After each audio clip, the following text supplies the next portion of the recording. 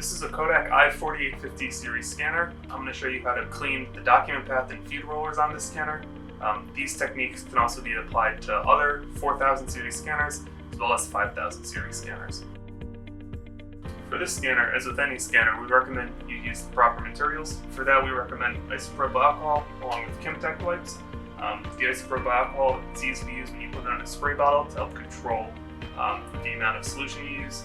The Kimtech wipes are perfect for cleaning any type of scanner because the wipes leave no dust behind on them, so that eliminates the potential need for any dust you may have left over on the scanner lens. Once you have your materials all together and ready to go, start by opening up the scanner. On a scanner like this, there's a lever on the side.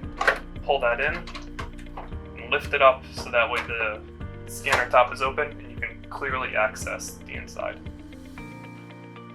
Take a Kimtech wipe and your isopropyl alcohol and spray the alcohol onto the Kimtech wipe so it's nice and damp. Take your dampened Kimtech wipe, take it and go across the imaging guides on the bottom and the top of the scanner to get rid of any dust that may be there. Repeat the same process on the rollers inside the scanner.